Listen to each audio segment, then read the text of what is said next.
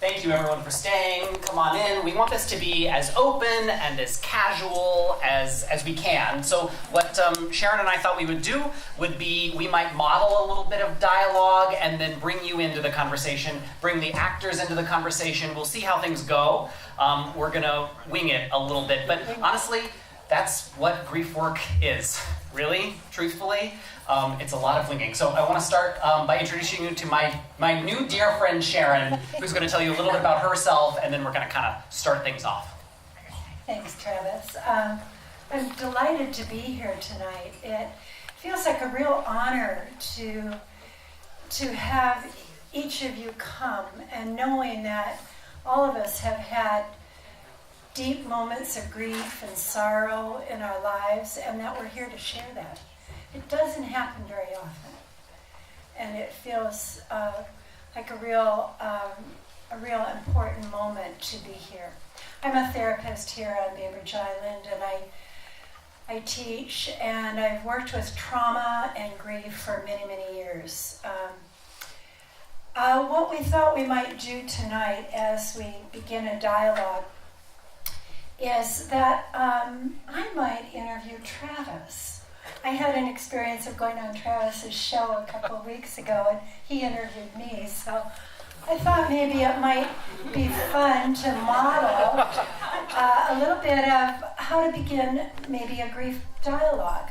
One of the things that Elizabeth and the actors and the people that have organized grief dialogues have done is they've created a third thing. They've created something that we can speak to that can give us a frame of reference where we don't have to go directly to our own experience. We can talk about our own experience in light of the human condition, in light of theater. And theater calls us into engagement. And so this gift of theater tonight, this gift of engagement, I'm going to ask Travis a question. I'm going to say, Travis, as we've watched together and you think back of the plays, I'm wondering if there was some vivid moments, some moments in the plays that you can recall. I mean, from the very beginning, the very first piece where the husband and the wife are speaking to each other and the husband is dead. My son died 2.5 years ago. He was 2.5, and I still talk to him. And I saw so much of those conversations that I have with Tommy. In that moment, it's clearly a different relationship that a husband and a wife have, but the talking to someone you love and miss so much, and to see the way you experienced that and you experienced that was a way for me to access what I do and have a hard time discussing with other people because it makes me seem crazy. I mean, that's if you don't do it, I am talking to my dead son, and that's a crazy thing. And I acknowledge that. So for me, that was a very poignant moment. And then at the very end of the play, as a dad whose little boy died in his arms and who just wants more of his little boy, seeing you go through that box and wrestle with wanting anything you possibly can. The line about every picture and every new picture was so meaningful and so difficult for me to explain to other people that they're worried about giving me memories sometimes because they think they'll make me sad. Oh my God, you're not going to make me more sad than I already am. That's not ever going to happen. What you're doing is letting me see my son through your eyes, and that allows me to see him more fully, and I think that's a really beautiful thing. And you were able to access that here on stage in a way that let me access that.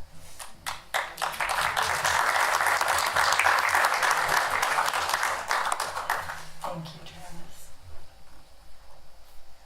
So as we take this in and we are here with you, what is it that's happening for you right now?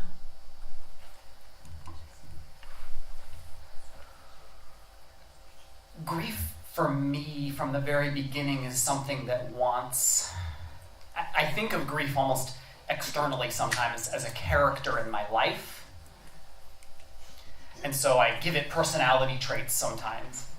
And I think grief sometimes wants me to feel alone. And when I sit here this evening, I know that I'm not alone. And when I see what y'all are doing on stage, it makes me remember that I'm not alone. And when I feel everyone here accessing your art and the grief that you're sharing, reminds me that we don't make it out of this life without grief. And we just do a terrible job of talking about it. I like to tell people that we're so good in this culture at talking about death. I would die for that cupcake, and the evening news is nothing but death. And we are A+ star death. We're good at death. We're terrible at what comes after death for everyone left behind. And that's what tonight has been about for me. Thank you. Thank you. And so as you take this experience tonight and you take these people with you, what would you like to see happen with grief? What would you like to see happen in the processing in families and individuals and communities? What's your vision, Travis? More of this. I mean, I think that I want to talk about Tommy. I want to talk about his death and his life. And I don't want other people to feel uncomfortable about that. And I feel like if we talk about it more, and I talk about it more, and I go on the news and talk about Tommy's death, maybe it will allow you to talk about it a little bit more. And every time you're on stage talking about death, maybe it will let you in the audience talk about it a little bit more. And if we could all talk about it a little bit more, we would feel less alone. We would feel like we're beginning to develop a language to talk about it, that it isn't such an isolating place, and that maybe it isn't something we have to be fearful about talking about. Thank you, Travis. So how about if I turn it over to you and you can be the interviewer? I would love it. That I'm good at. I want to ask you, Sharon, the same question about the vivid moments. I was sitting next to you and I could feel you feeling these moments, but would you describe a couple of them for us? Well, I think the one that's most vivid in my mind, and it was you, if you don't mind me calling you Anne. I know it's Gretchen. Yeah, that's right. But when you became Anne, and you went to confession, oh my goodness, did that remind me? How many years? 45 years? 42. But the connection between Anne and Betsy and sisters, and I was telling you earlier, Travis, I got into this work around death and trauma when my sister was severely assaulted as a teenager, and I had raised her. And she died 3 years ago. But in the meantime, after her trauma and her assault, I decided to become a psychologist and got a doctorate, and she became a physical therapist, and the two of us brought our work together and spent many years helping to train people to work with trauma and grief. So the sisters, and sometimes that edgy place, the sisters, and then that deep I loved it when the voices came together. We love each other. And the humor of each of you believing you killed your mother. So the humor and the connection. And I think the thing I kept finding the theme with the actors is how important relationship is. Is that relationships are critical. And so over and over again, grief is about relationship. Which leads me to my follow-up question for you. I mean, what do you think about, from your professional and your personal experience, about the relationship that we all sort of developed here tonight? The dialogue of what these actors sparked, Yes. and what I think everybody here is having here and with us. Yeah. I just want to pick your brain about that.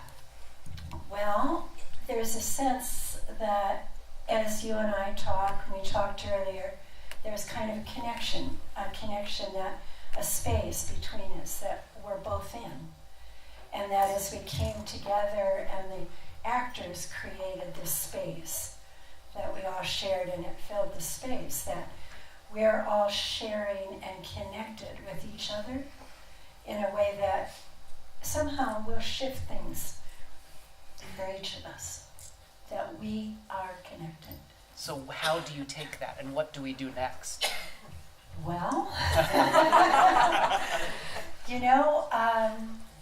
I think it is about recognizing that vast interconnectedness of being human, being alive, being on this planet, and the deep valuing and respect and honoring of that in our world, that it is interconnection that matters. I think that's beautiful. What I think we'd like to do now is open it up. Let's start with some of the actors and see if you're feeling anything tonight that you especially want to sort of talk about, that you were able to access tonight, or maybe why you wanted to be a part of this project. I would love, I think, to hear your thoughts if anyone wanted to start. Sure. I had the pleasure of getting involved. I'm an actor, you can hear me, right? If you can't, I'm glad to get on the mic. No, I first encountered this work because I got lucky enough to do just the hospice piece, the sisters piece, as part of a project that Elizabeth was taking down to a conference down in Portland. And I fell madly in love with Elizabeth and the piece and the work. And I had not terribly much longer before I had lost my mother, and so both my parents are gone, and they both were in hospice care. So I had a personal connection to the idea of hospice itself, and then what this play was doing with that and where that was going just expanded my feeling about it, my understanding of it, and I have a difficult relationship with my own sister, so there were echoes and resonances there. So when I had the opportunity to be involved in the full production of the 6 pieces, I jumped at it, of course, because I had this wonderful little capsule experience of the play. And I guess one of the things that just strikes me, as you were saying, Travis, is as a culture we don't do very well talking about grief. And these guys have heard me say this before, but one of the things that comes to mind is, back in the day, a long time ago, the Victorians wore black for a year, and it was kind of a way of telling everybody around them, I'm in a certain place in my life, don't be gentle with me, don't push me too hard, don't recognize that I am in this state. And now we have, 3 days of bereavement leave, and then you're supposed to get back to it, and it doesn't work like that. The best thing I ever heard from a grief counselor after my mother passed was, grief takes its own time. And I think that's one of the things that I love about these pieces, is that all of them are at different places in the journey of the grieving person. And that really touches me. So, any other comments from actors? I'll say, so getting into the project is easy. It's amazing actors, and Wesley is an amazing director wherever he is. So just as a chance to be on a project, it's really fun. But the other thing I'll say is, and there was a gentleman who was asking us about this, and this came up while he was talking. So the rehearsal process is a lot of sort of doing the exact same thing over and over and over many, many times badly, and stumbling over it and stopping and starting and doing it other ways.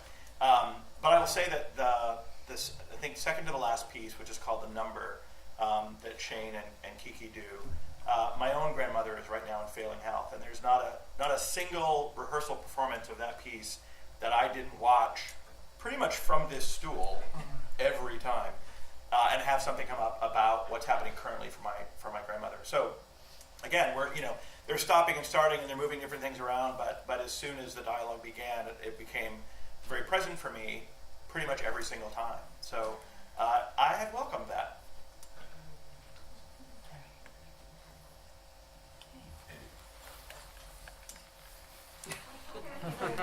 I'll say something. For me, doing theater and being an actor is kind of like doing free therapy for myself. So, I've like all of us have experienced grief in my past, and so it's really nice to have a space where I get to continue to talk about that and to bring my experiences and keep moving through those emotions, and to have to be kind of like a vehicle for audiences feeling something is what we're always trying to do. So it's just kind of like it is like selfishly, this was also to help take care of me. It feeds me as an artist to be working through this, because it's just really, really hard. It's just really hard stuff. So that's why I liked doing it. No pressure. Well, I think we as people are always in a state of trying to close down into a safe place, to be safe, to tighten it up and to not take any risks and go outside. And so I think the most important thing as an actor is to keep going and opening, because you're going to start closing down again. And so every day you have to find a new way to open. And by doing that, we're giving permission to those we're performing for to also open, even if it's just a little bit, to show that we all have these feelings, and it's all okay to feel this, and to go out and to not stop because it's always going to happen, but to always remember that you can go further with your feeling and with your grief and everything, and that it's an important process, unless you want to keep closing down, because you could call it dying. We're dying every day unless we're pushing forward to living. And my goal as an actor really is to jump out there, and I think that's why this is so important, is that we did this as a reading last year, and it's the same thing where the rehearsal process was very important and very fun, but I didn't realize how important it was until I saw other people's reception of it. And so you were also giving me permission to open up, so I appreciate that. I love the gesture. Yeah. Go back in time and say what she said. I know. I was like, what he said. Yeah, what she I said. want to say what he said. Way better than I offered. So good. But it's a perfect transition to now open up and ask Yes. you. I mean, that was perfect. It was brilliant. Yes. As if it were scripted. As if. So we have mics out in the audience, and we would love to hear what resonated with your personal story and what you saw here that makes you want to have a conversation a little further. We would love to have your thoughts. Yeah.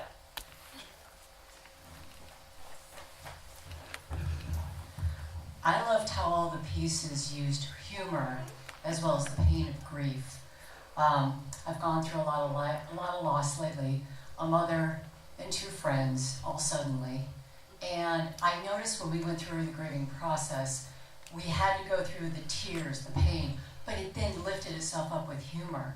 And I think you did that juxtaposition so well, because we all think we're going to wear the black all year, and then we're cracking up about not only the people we're mourning, but the mourning process. So I'm really glad that piece incorporated. I wasn't expecting to be laughing so much, but I have been to 3 funerals where we laughed a lot. It's that dichotomy I appreciated. I resonate with that a great deal because sometimes I feel guilty about laughing when I'm talking about Tommy's death. But Tommy laughed for 2.5 years, and it feels so amazing for me to celebrate that. So I felt the same way as I was listening to this, and sometimes I'm like, oh, I have such gallows humor. But sometimes it just is, and that's okay. So, yeah. So the wide variety of emotions that came up here on the stage, from the resentment and rage to the deep connection and tender love that you saw, what did you find emerging for you? What was arising? Well, each of the pieces it's like a puzzle piece from a jigsaw that you could pick up, and it would fit exactly in another puzzle. Yeah. So, my mother and her sister had a complicated relationship, and in that, I was the child between them, who actually could relate more easily to my aunt than to my tough mother. But at a certain point, I cut it off with my aunt because I felt I had to be loyal to my mother, who couldn't be good to me. So this is grief upon grief, Each one of the pieces had an element like that to it. In the one about the grandmother from being in the concentration camp, as a personality effect from me, I related well to my old people's stories. I listened, I paid attention. There were, and I feel the grief that those people had come to me. It's a weird kind of inheritance of sensitivity. I'm not sure what to do with that. And I even have an in-law relative who was as difficult as the man having a heart attack. And no matter what I gave her at the end of her life, she rejected me at every turn. It was the strangest thing. So I just, it's all effective for me. Thank you very much. I love that metaphor of that puzzle piece and the fitting in, and how the human experience is so varied that way, but it fits. I just have to interrupt because I promised the actors I would have them on the 9 p.m. ferry. No, we can stay. Travis and Sharon are going to continue, and the actors will be able to go. Or not.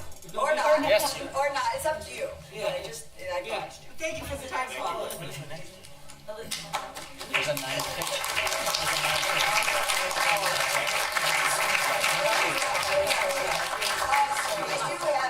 Actors who are leaving, we do still have questions in the audience, so let's keep going. All right, we're gonna. Who's that? Rachel? Mike, right here. And this is not a question, it's just an answer to the question about what you identified with. And is it Gretchen? Yes. I so identified with both your characters and the ache of the loss, because I very much identify as my mother's 9th year of my anniversary of my mother's death, and I found myself just wanting to talk to her. I mean, you evolve a new relationship over the years, and realize, it's not just loss. There's a connection still, and it's an evolving relationship. But that poignancy that you played in both of those pieces, the first and the last, I I'm just very grateful. I was right there with you in both roles, hanging on, and knowing that later you evolve. But. You're right, about that. My parents died. My father had early onset Alzheimer's and died at the age of 67. My mother lived another 25 years. So their deaths were quite far apart, and the evolving I had a very difficult relationship with my own mother, and we ended up kind of reaching a separate peace by the time she died, and not ever where we were, but somewhere different. And I think that's something that happened. That was a different kind of a loss. That the loss of my relationship with my mother, and then coming to terms with that when she was so ill. She had 3 bouts of breast cancer, and there was the 3rd one that metastasized, and that was that. And both of them died at home, and both of them died under hospice care. And my mother's one instruction to us at the time was, "I don't want to be in pain." Anything else? She was very pragmatic. She had everything labeled about who was going to get what. So she handled her impending death with a kind of a pragmatism that was almost startling, but very helpful. But yeah, so when you are sort of trying to find your way as an actor to reach those characters, you tap into, that. You tap into your own stuff. You also. I've been doing this a long time, so I've had the pleasure of playing a lot of different roles. You grow, you learn. There are roles now that I'd love to play again because I'm now old enough, because now I understand them. And I think grief is the same way. I think how you grieve as a young person is very different than when you've been on the planet for a little while longer. So, I'll stick around. I'm not in a huge hurry, so if it's helpful. Thank you. Yes.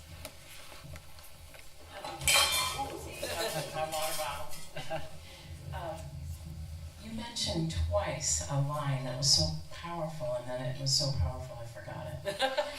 But it was about a level of understanding grief, and I don't know do you know which one you said? It's all right. Well, here's the thing that I'm also really aware of. So I've been doing grief and loss groups for 20 years, and I have I'm so surprised that finally this is here. And it's not medicalized. And I have to tell you, so many of the processes I know I'm proud about it because I've just been with so many people over the years, and the medical profession is part of the problem. Yeah.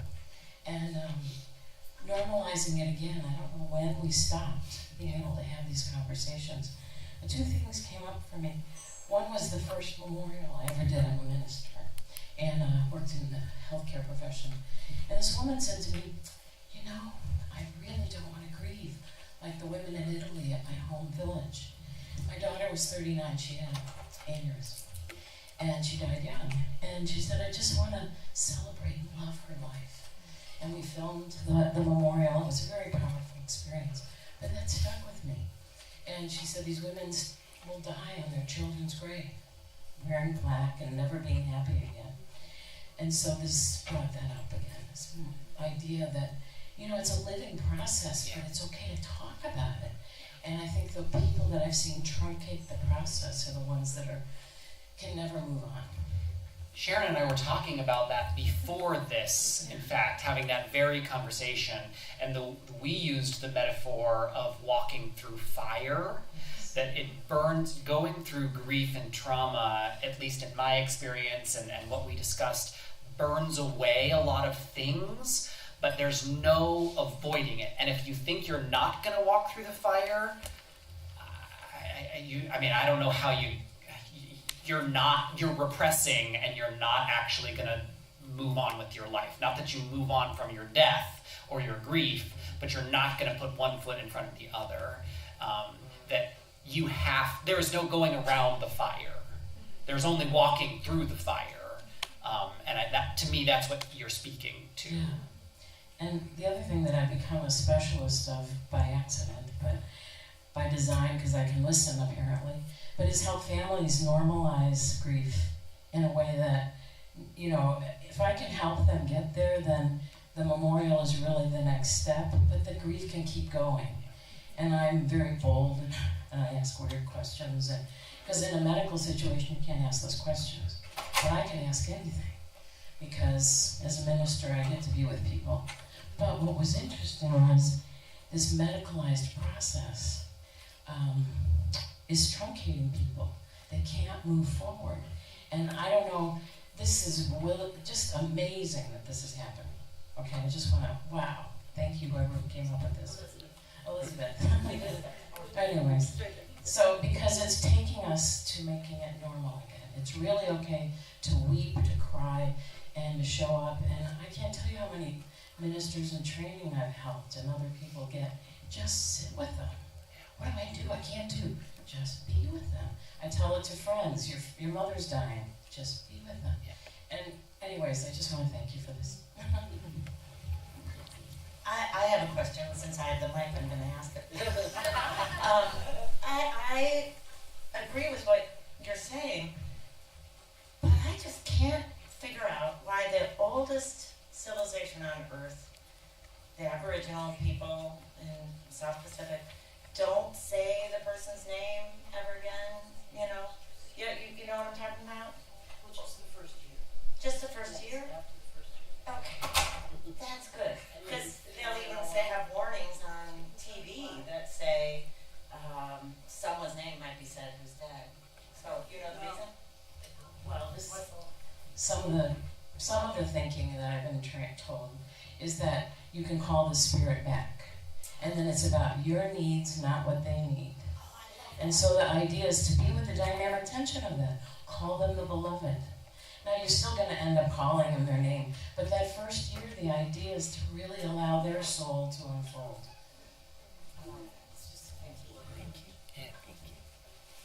Yes. Oh, I was just going to say the one that struck me most was the young boy, who had been without his father for years, and that's a different kind of grief. But it's a grief that I have a distance between my son and I, so it really struck me because what do you do with that? You aren't at the end of something, you're just missing something. You're not having the experience. So all the deaths in the other stories, they had experienced that person in their life and loved them or whatever, but that boy did not get the experience of his father, so that really struck me. I thought that was powerful, wasn't it? I'd love to make a comment on that.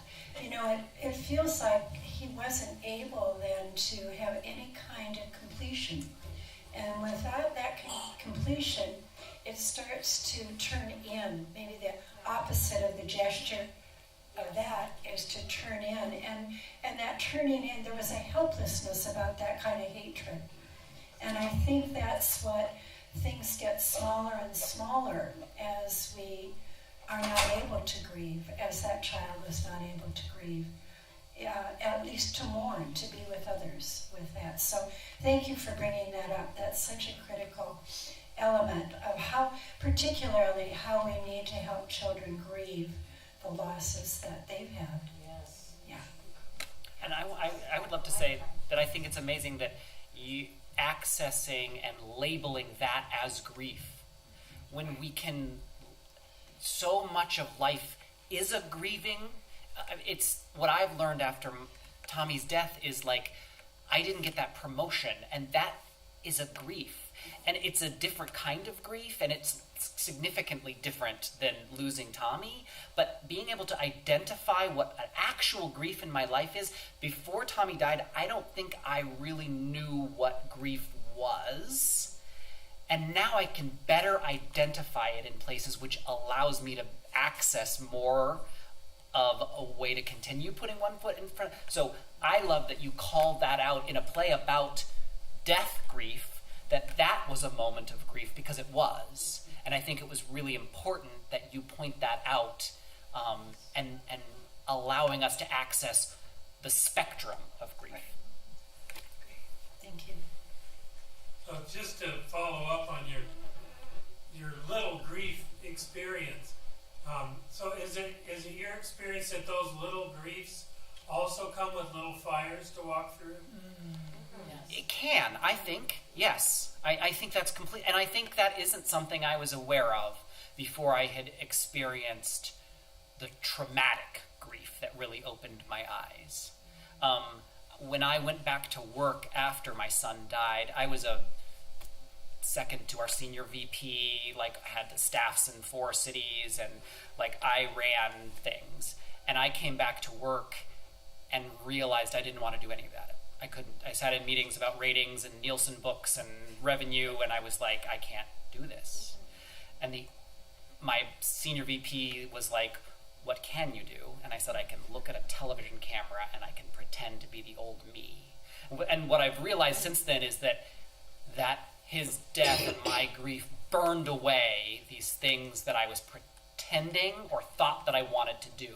And so now I've been able to better identify them in the rest of my life. There are people in my life who I was just sort of tolerating. And now I just don't, because I don't have time for it. And that's what grief, if there's a gift that grief gives you, for Christ's sake, and I never want to think that, but I paid the toll, I didn't get to make that choice, so I'm on the other side of the bridge, like, then I'm going to reap what I paid the toll for, I guess, and it's that I have this clarity in different ways. Does that answer your question? It does, thank you. Is it like a reprioritizing? You can clearly see where you've been pretending Yes. or putting up with shit. Yes. And then now you know you don't have room for that. Yes. And you understand what's important now. That's exactly, and I saw it in every one of the pieces tonight, was exactly that, was a reprioritizing or the beginning of that, the shadowing of that about to happen. Like, I could play out in my mind, and this is probably what I'm going to do over the next several days, where each of the stories that you told goes, and see the fire that burns away a lot of the things. Like, I wonder about your relationship with your smoking husband. Like, I wonder what in that relationship gets burned away. Those kinds of things. And I think of all the stories, well, I mean, I think this notion, that we're somehow supposed to be okay really quickly, is a lie, first of all. And then, when I think about of all the characters that I'm playing in this particular assortment of things, the last character is the least okay.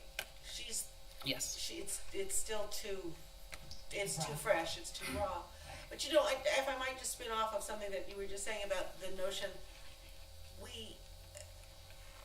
there used to, I don't know how much it gets used anymore, but there used to be this sort of stress scale of stressful events in your life. What's the most stressful thing? Somebody's death, and then it was loss of a job, moving, Divorce. Yeah.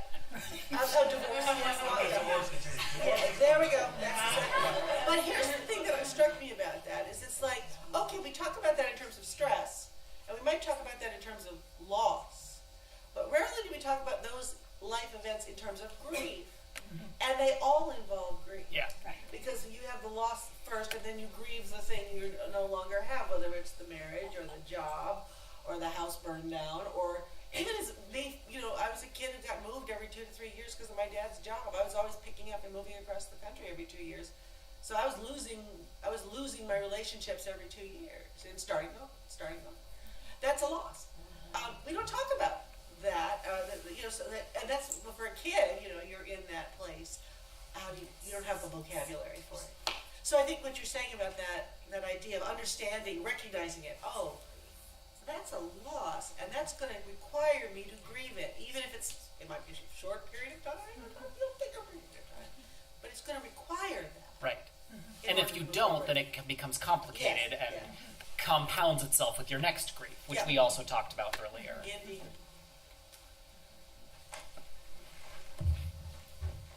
I want to say I am the mess. Okay, the last one, that is me. And I really went through a loss of a job, the death of my daughter, and a move in 6 months. And I'm sorry.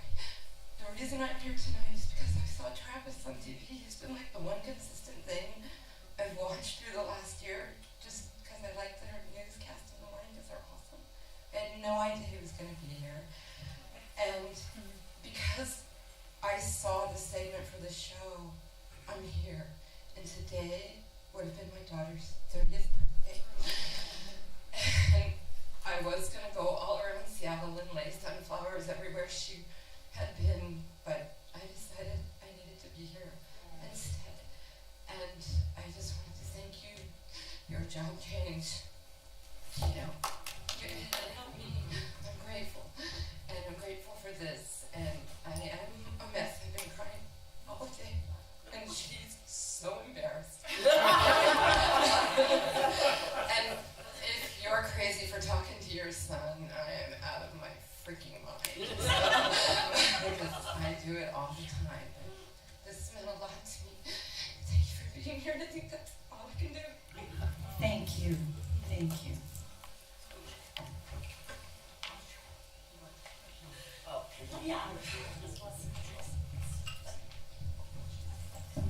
Hi, my name is Margie, and I'll probably cry for a second or two, but I lost my husband here.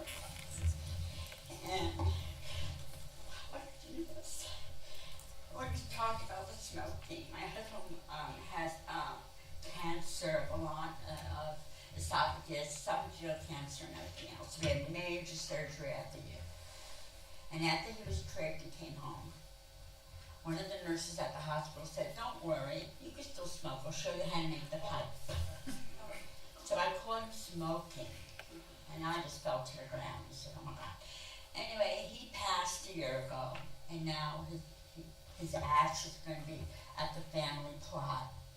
But, you know, the thing with morphine, you know, we had hospice at home, and I'm a hospice nurse. My husband's dying. That's not fair. And his sisters and my daughter were taking care of him and medicating him. So, you know, they did him morphine for pain. I go, stop that, he's getting unconscious. Stop that, he's not in pain, look at him. You know, and it was just really hard. It was extremely hard. And then we had the minister come by that married the two of us. And his sisters told the minister, he's not spiritual, get away. And I was so depleted of every single cell of emotion and life in my body. I just couldn't deal with that. But that was incredibly sad and unnecessary. But I think that's all I really wanted to share with those two things, because I had a lot of fear about him going and why are we medicating him. I need to talk more.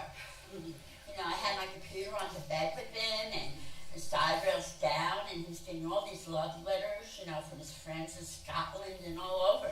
And I would just read to him. I said, honey, you're so loved, you know. But anyway, I'm getting a lot of joy now because me and my husband were cooks. We loved to cook, just be retired. So now whenever I fry up mushrooms, which he really disliked, hated, and tomatoes, he hated, I just giggle and say, I love you, dear. And I talk to him like crazy 24/7.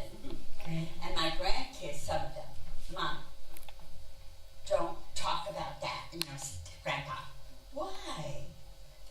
He did a lot. He loved you guys. You know, while you're just celebrating and having too many memorial services, I go, you don't need to come.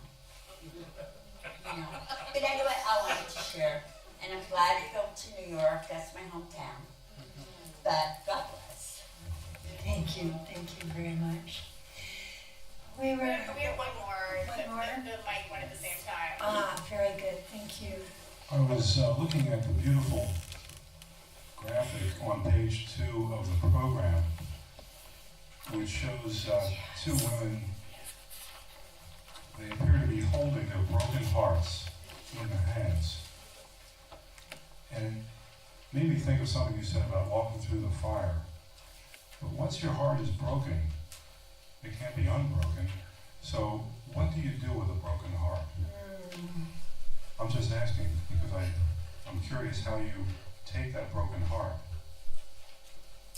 and don't let it destroy you, because you still have to go on. There's a song about that.